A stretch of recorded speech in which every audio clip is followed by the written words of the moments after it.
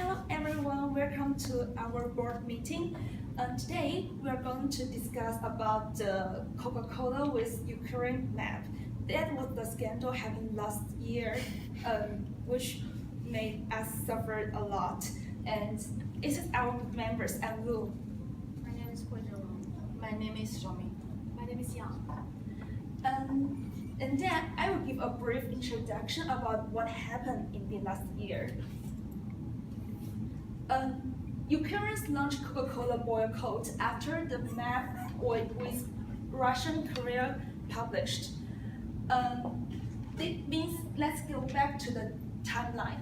On December 30, 2015, in order to introduce the marketing campaign, we published a map, a Russian federal map on the Russian popular website. Following a lot of complaints, on January 5th, we changed the map. Why? Because a lot of complaints said in that map, our company didn't include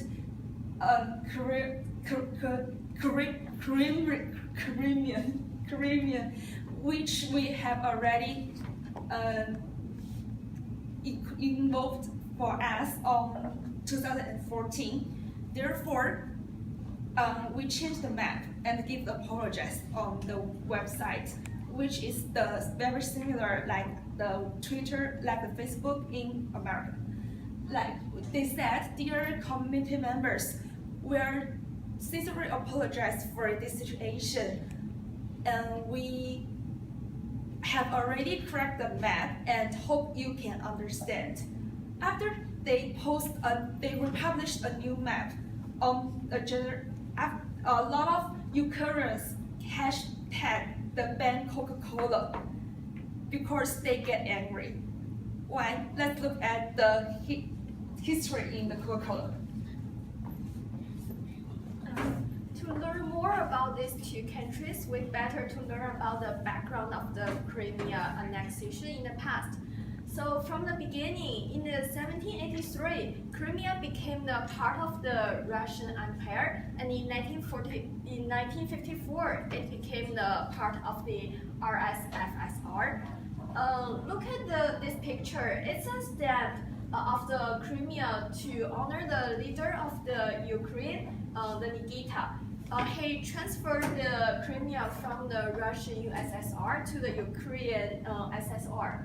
And in 1989, the Crimean claimed that the deportation of the Crimean debtors was illegal. So mostly the Muslim has been allowed to back to the Crimea.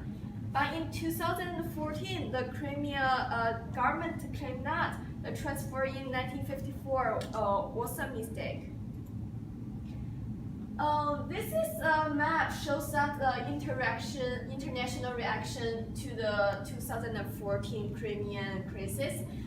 The brown one is the area of the Russia, and this dark blue one is the area of the Ukraine, and the dark green and this light green shows the people in this area. They want this conflict. They support for the Ukraine, and the yellow one there shows the people. They want the peaceful solution for these two countries.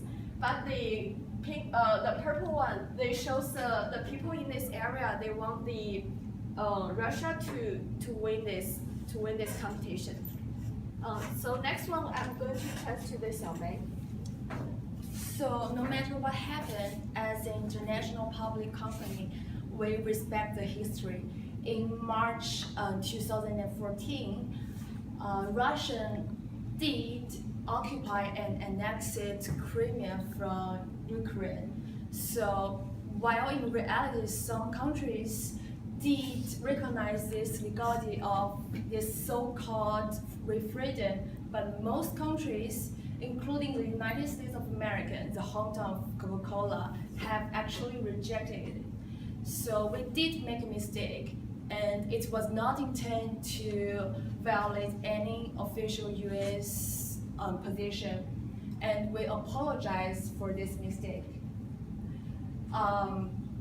Also, we will take fully responsibility of any consequence. Finally, we also made a decision to delete the post. It was not intended to have any geographic precision. It was perceived differently, and also it caused many discussions.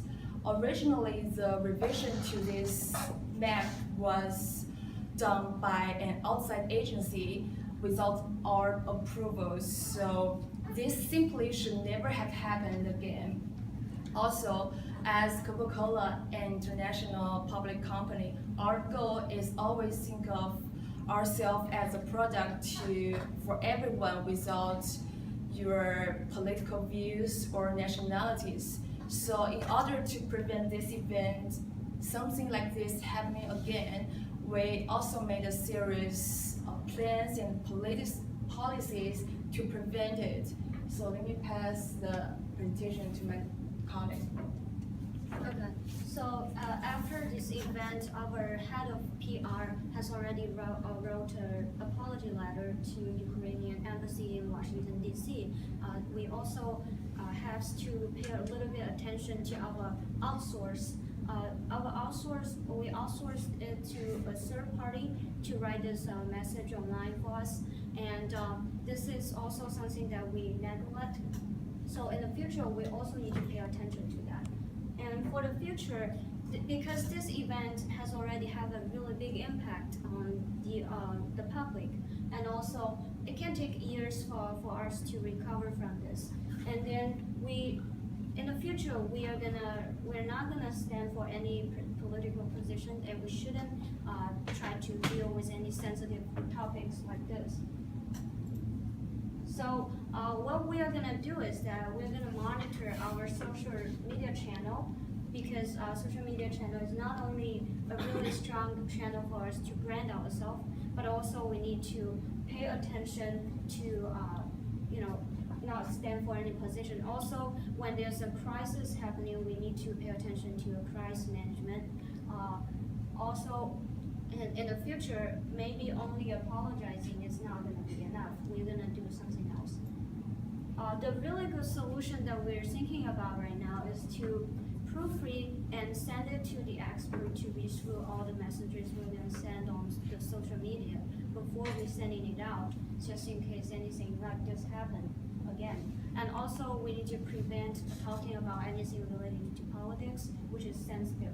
And also, constantly monitoring the social media platform is a must in the future. Risk management concept is needed in social media platform as well. So we're going to incorporate that factor into our social media platform management. And in the future, in any crisis, we're not going to hide anything. We're going to take responsibility and briefly embrace the fact. So I will go to make the conclusion. About the Russian things, it's not only happened in our company, it also happened in the Facebook and also in the Google. Like they have the translator problem about this kind of situation.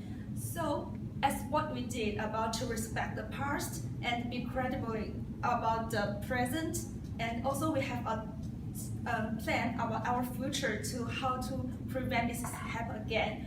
We think things always can get better with our company.